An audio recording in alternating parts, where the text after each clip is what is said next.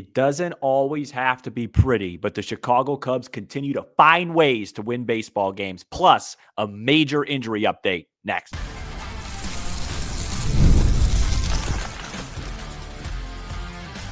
You are Locked On Cubs, your daily Chicago Cubs podcast, part of the Locked On Podcast Network, your team every day.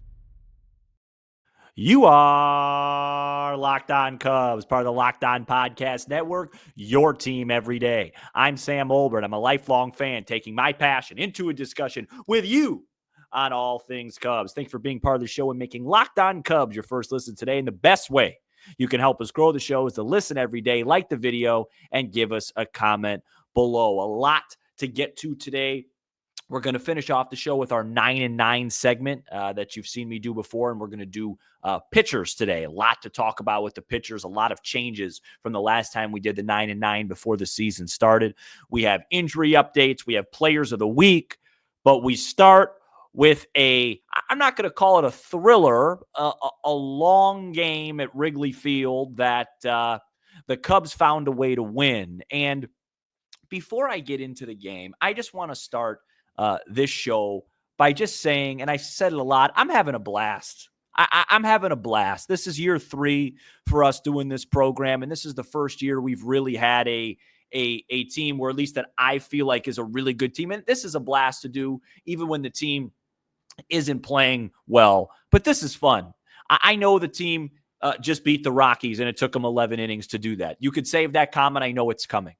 I know that they have plenty of holes to fill and they're missing crucial pieces. But this is a blast. I mean, sometimes, it's like Ferris Bueller. If you don't step around or take a step back and look around every once in a while, you're going to miss it. This is what we were dreaming for before the season. We're heading into June. Summer is here, except the weather. And the Cubs are a first-place team. They're playing great baseball. They're finding different ways to win. And I just got to tell you, I'm having a great time, and I hope you are too. As far as this game went, this is just one of those games, and really Memorial Day as well, just 2 games that you're never going to remember at the end of the year. They're just going to count as W's.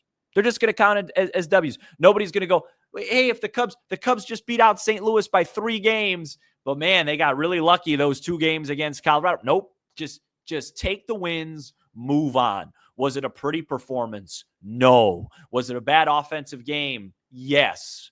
Was there some luck attributed to that because Wrigley Field is now playing like Candlestick Park for the second straight year because it's almost June and it's below 50 degrees after the 4th or 5th inning, and guys like Dansby and Michael Busch and Seiya and whoever else it was are hitting balls out of the ballpark. They're getting blown back in. And it's not like the Cubs just sat there and waited for something to happen today. They stole a bunch of bases. I thought maybe the biggest play of the game, or at least one of the 3 or 4 biggest plays of the game, was Pete stealing third. I mean, the Cubs stole, let's see, I got it right in front of me here. 1, 2, 4. Pete stole 2. They stole 6 bases today. So they did everything they could. It's just, at some point when you hit the ball out of the ballpark, it's got to go. And, and look, they had man on second, no out a couple of different times in this game with the middle of the order coming up. Wasn't a strong day for Seiya. Wasn't a strong day for Pete. And it happens. It is what it is. You're going to see that. We've talked about that with Pete. His highs are going to be unbelievable. And then he's going to have a couple of games like this where he whiffs a little bit. Just be patient with it. Let it happen. Let him be him, and it's going to work out. Really good stuff, though, from the pitchers in this ball game. How about Cade Horton? 6 innings, 2 earned, 6 Ks. They had to stretch him out a little bit, probably, to go into the 7th because the bullpen's fried. It's really tired. That's why you saw Chris Flexen have to go 2 innings. Good stuff from Thielbar. Brazier had a third of an inning. Keller did a nice job. Presley was all right. And then I thought if I ever gave out a game ball, which I can't do 162 games a year, I thought Chris Flexen was tremendous. 2 innings, let the ghost runner in the second time, not the first time. That's a really good job, especially after that hit. It was 1st and 3rd, nobody out. That could have got away from him. He did a really good job in that game. I thought Michael Busch played a huge part as well. Give him credit. Cutting down that bunt and then having that check swing. I know it was probably unintentional, but sometimes you need some breaks because the Cubs had a lot of them, go against them today. That check swing single was really big. Opened it, John Birdie. Like that's what this team is right now. There's a lot of guys. There's a lot of contributors. And, when you play a long season, and there is no longer season than Major League Baseball, you're going to need guys to contribute. You're going to need to find a way to win baseball games in different ways. Council talked about it before the game today. It would be awesome if you're up 7-1 every fifth inning. It'd be great if you put up 10, 11 runs every game. It's not realistic. Even the best teams in the history of baseball, you got to win your 3-2s. You got to win your 3-1s, your 4-3s, your games where you feel like you didn't do enough offensively and grind through. And that's what the Cubs did. Now, granted, I understand they're playing one of the worst teams in Major League history, although I have to be honest, I don't think – look, I'm not trying to say I think the Rockies are a decent team, but I don't think they're 9-46 bad. I really don't. I mean, now that they got Tovar back, Doyle's underperformed this year. He hit a homer today. It's a bad team. I'm not trying to say it's not. I just don't think it's the worst team ever assembled in baseball. I wouldn't be surprised if at some point they got some wins together later on, hopefully when they leave Wrigley Field. But the Cubs found a way to win. And, you look at this stretch now, I mean, they're 34-21, and they are 11-3 so far in this 21-game stretch. One more game against the Rockies, 3 against the Reds, who are starting to hit a little bit. Ellie De La Cruz is getting hot, and 3 in D.C. The goal was 15-6. Really, it was 14-7, I think Matt and I agreed on. And both of those are very, very much in play. In fact, with the way they're playing now, I think 14-7 would even be, disappointing.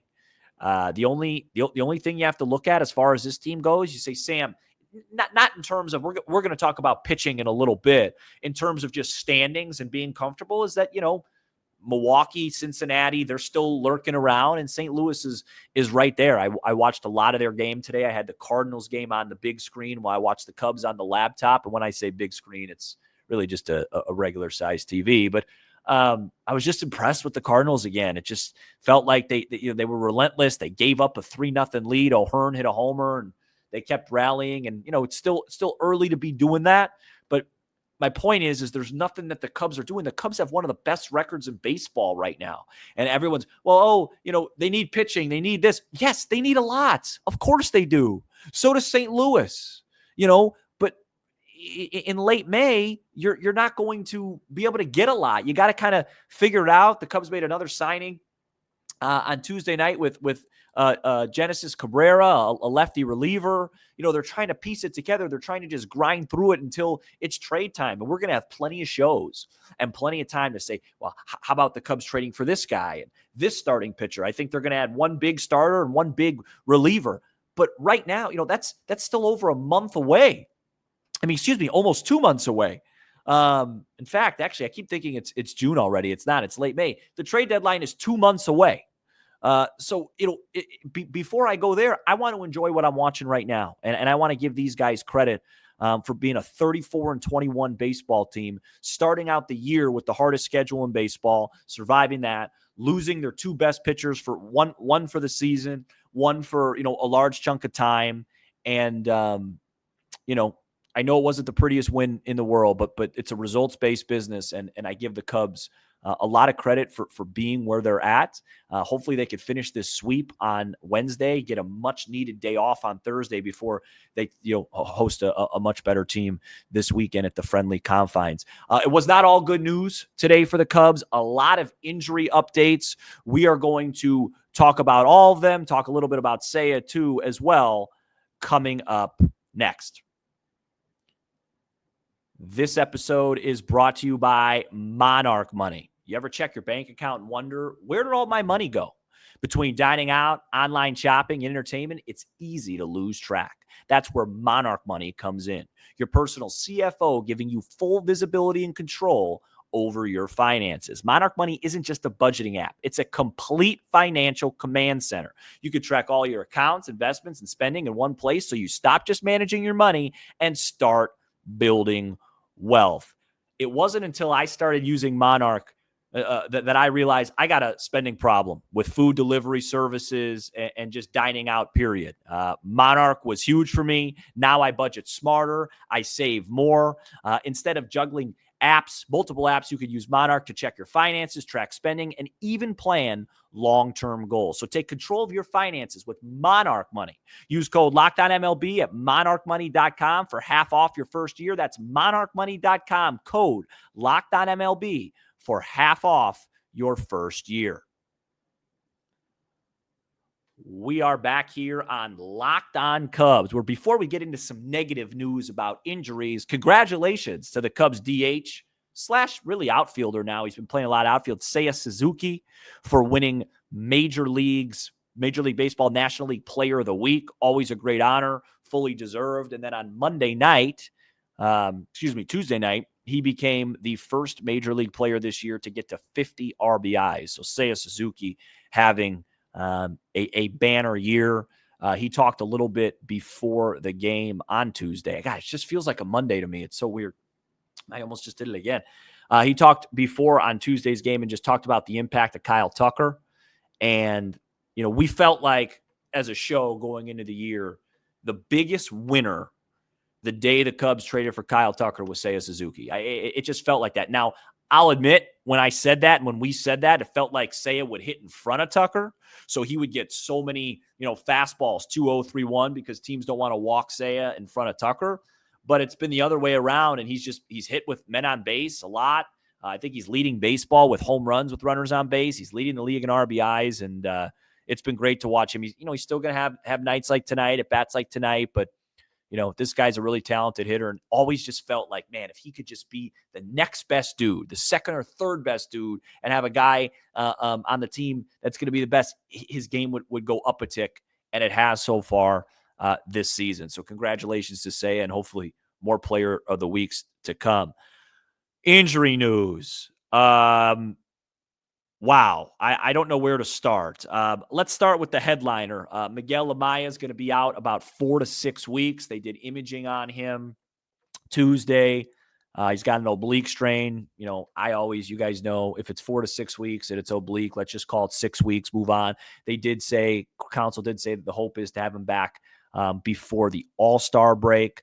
Carson Kelly, Nico Horner talked about him being really sick on 670 today, but he ended up pinch hitting on Tuesday night and playing. So obviously he's on the mend. Maybe he gets the start on Wednesday, which is good to see. By the way, any other day, Carson Kelly, it's a walk-off homer there in the 9th inning. He crushed a ball that got, beaten up by the wind and the cold air and whatnot. Porter Hodge hasn't been making a ton of progress. Council said, I believe that was before yesterday's game. They're trying to figure out why, but if he doesn't start making progress soon, it won't be a minimum stint with him. That's also an oblique injury. Javier Assad played catch for the first time since his re-injury on Memorial Day. That also is an oblique injury. So, a lot of people have asked me, like, Sam, what is it about these oblique injuries? I don't know. Bruce Levine tried to ask Council, if he's seeing anything with the obliques. He asked Jed Hoyer as well. I think Hoyer's response was a little bit more telling, just like, yeah, I think these things were around and people just didn't know it. It was just like, my side hurts, and you played through it. Whereas now maybe we're just a little bit more proactive with it. I don't know. But it's definitely been frustrating. And, when you look back at the Cubs season this year and right now, everything's amazing except the injuries. And, I don't think the Cubs are in a spot right now where it's become too much, but it's trending there. They need Shota back. We'll talk about that when we do the 9-9. But they really need to stay healthy. I think every team fights through a lot of injuries, and not every team's like the Dodgers that has 25 guys waiting, that could contribute right away. As long as their big three stays healthy, they're golden. But we have our own big three with Kyle, Pete, and Seiya.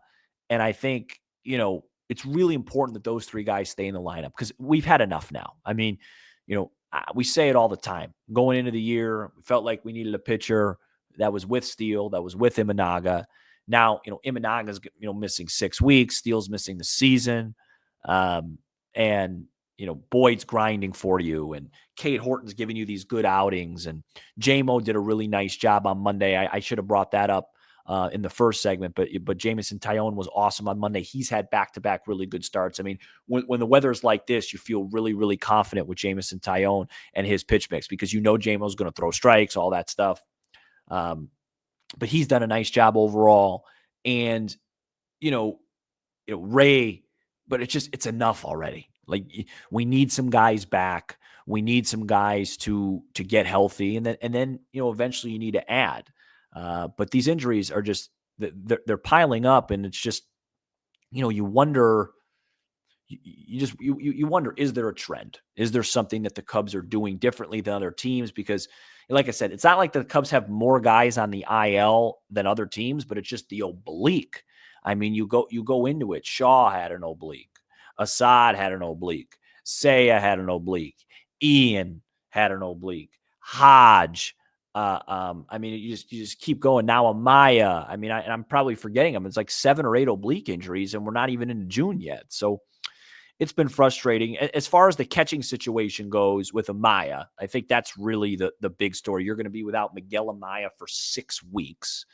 And it just sounds like before the game, Craig was asked about Ballesteros because, Reese McGuire played hero on Sunday, but, he's a 30-year-old, journeyman catcher who you'd like to, not have hit every day if possible, with all due respect, even though he's done a great job. And by the way, did an awesome job handling base runners and throwing out 2 base runners on Tuesday night. He's been magnificent so far. But, the logical question is, you got a stud 21-year-old catching prospect over in AAA. Why doesn't he come up? And the answer from Craig Counsell was he just hasn't caught enough. He just hasn't caught enough at this level. And, when he was asked, well, what can he do differently, or what does he need to change? And Counsell just said he just needs to play. He just needs to play and catch. You got to remember the catching position is so tricky because these guys are calling games a lot. And, with a young pitcher like a Cade Horton, a lot of guys, veteran guys like Boyd will call, they'll shake as much as you can. But a guy like, Cade Horton's just going to go with what the catcher says. If you don't feel comfortable with what Ballesteros is calling, he's 21 years old. So that's really, really young for a major league catcher. So I think the Cubs, especially with how good their offense has been, I think that's the key. Like, if the Cubs were struggling right now on offense, maybe it's a different story because Ballesteros is obviously the better offensive option than Reese McGuire is.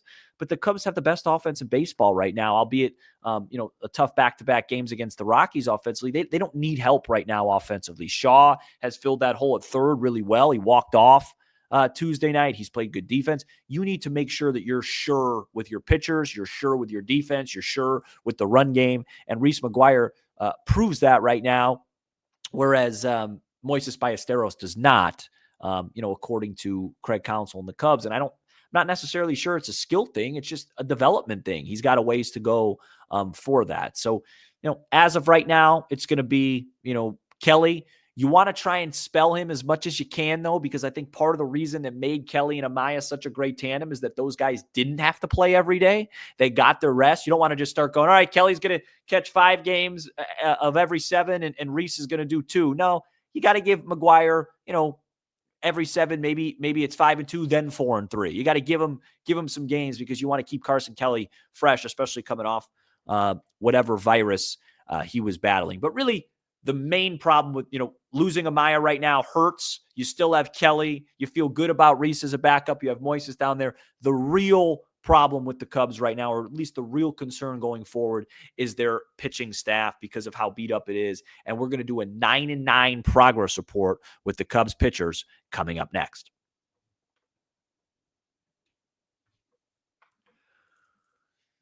The Chicago Cubs have had a ton of pitching injuries. And before the year, we did a 9-9. I picked basically the starting 5 plus a few guys. I'm going to do the same thing now, the current 5 plus a few bullpen arms, and just kind of give a progress report.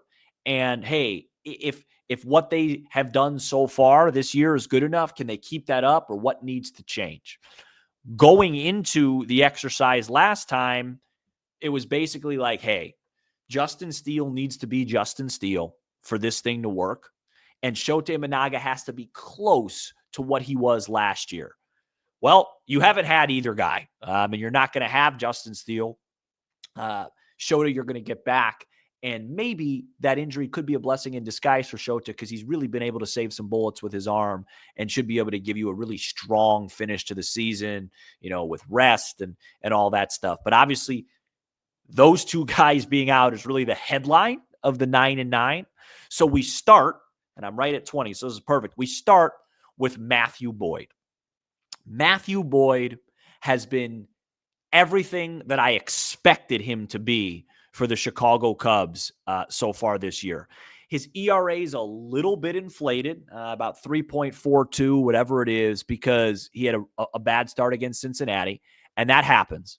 But Boyd has been tremendous.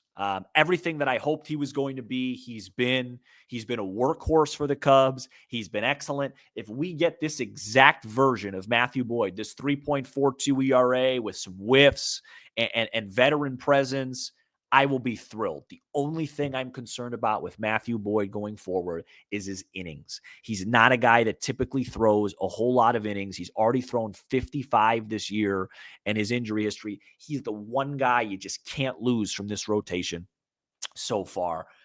Next, Jameson Taillon. Jameson Taillon, been exactly what I expected so far. With JMO, you're gonna have some home run balls. You're gonna have some days like he had in New York where he gives up a ton of home runs. You have to hope that they're with nobody on, but then you're gonna have a lot of days, especially at Wrigley Field before it gets warm out, where he could just take advantage of the conditions, manipulate the conditions, throw a bunch of strikes, and say, hey, see how far you could hit it. Sure, Mickey Moniak, you could have your solo home run, but that's all you're gonna get. I said before the year with JMO, I thought he was going to have a year where he wasn't as good as what he was in 2024, but he definitely wasn't as bad as what he was in 2023. He's right in the middle of that. That's where he is right now with a 3.86 ERA. I am completely fine with what the Cubs have gotten out of Jameson Taillon so far. Credit to him for that.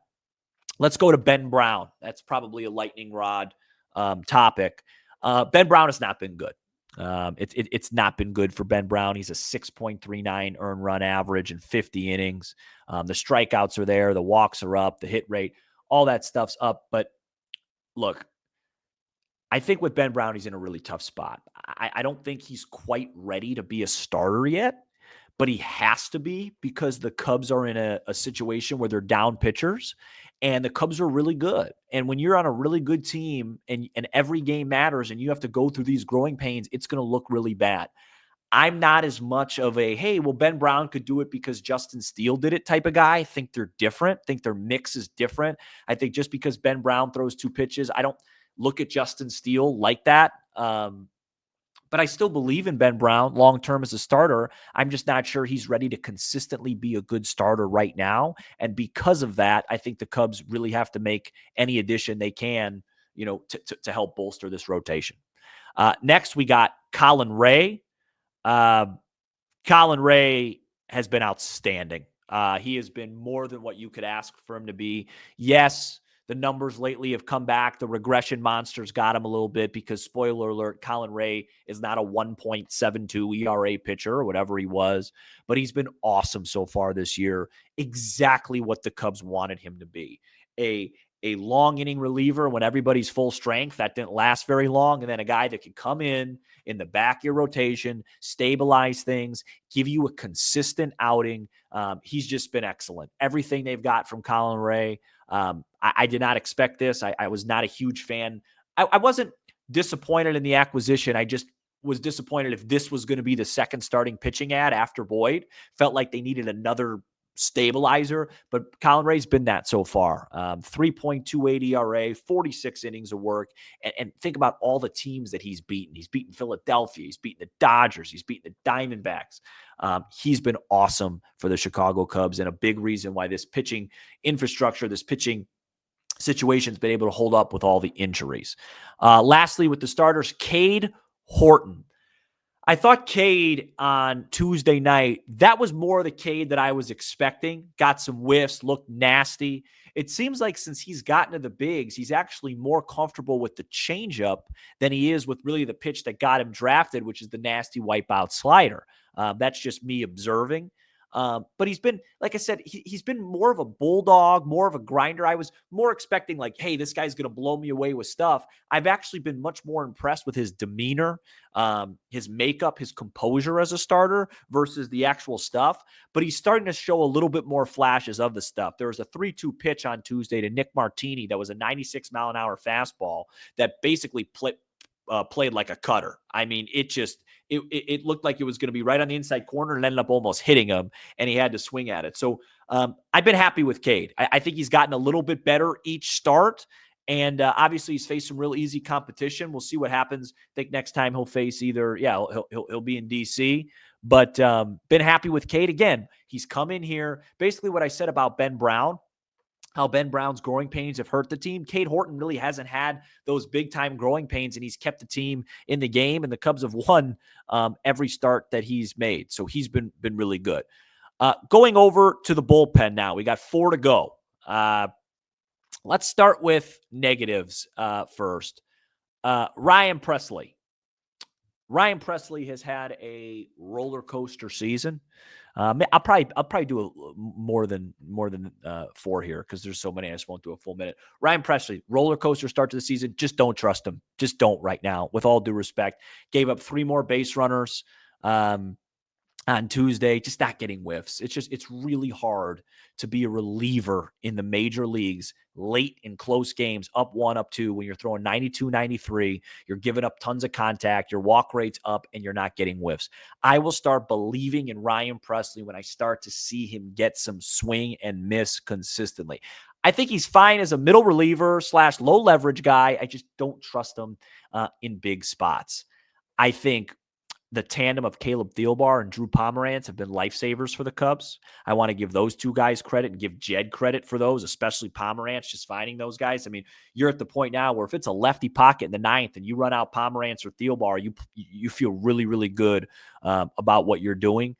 Daniel Palencia has earned his way into the trust tree a little bit. He had the rough walk-off in Miami, but he's been a lot better. You're seeing guys take advantage of opportunities. But to me, the biggest story in the bullpen so far this year, and the guy that we all had a little feeling with the way they were talking about him in spring, was Brad Keller. Brad Keller has been stellar. Keller's been stellar for the Chicago Cubs. It's late at night. That's a corny rhyming situation for me, but he's been great. He hasn't been as sharp lately as he was just about a week or 2 weeks ago. Like Tuesday, didn't have a feel for the slider. He hasn't been getting as many whiffs, but you can't ask for enough. He's been their relief ace and, a huge part of what they do. And then last, I'll just close with Porter Hodge. I still believe that if this bullpen gets to where they need to be, and this team is going to play deep into October, if they're going to do that, I just think Porter Hodge has to be a really big part of it. I know Palencia throws harder. I think Porter Hodge has the best stuff on the staff in terms of the bullpen coming in, max effort. I want to get him healthy. I want to see him start striking out sides. I want him to be dominant. I think ultimately the Cubs will get another closer. They'll get a guy on the deadline or at the deadline. But I really think Porter Hodge is a really big part of what they do, and I still think he could be really, really special when he comes back. So that's the 9 and 9. I think I went the full 9, but or just under, which is acceptable. Great win on Tuesday night. Go for the sweep on Wednesday. Finish the Rockies off. Nobody will remember if you win 1-0 and 12 or if you win 14-2. Just get the job done. It's a hard game. It's hard to be good every night. It's hard to hit home runs when it's early June and it feels like Halloween's tomorrow. But the Cubs just keep finding ways to win baseball games, and I have not said that in a very long time. Thank you so much for checking out this edition of Locked On Cubs. You give us 30 minutes, and we'll give you all things Cubs with a laugh or two along the way. Be sure to hit subscribe on YouTube, smash the like button for the algorithm, and leave a 5-star review on Apple, Spotify, and everywhere you get your podcasts. I'm Sam Olber, and this is Locked On Cubs. Have a great night, everybody. We will see you tomorrow.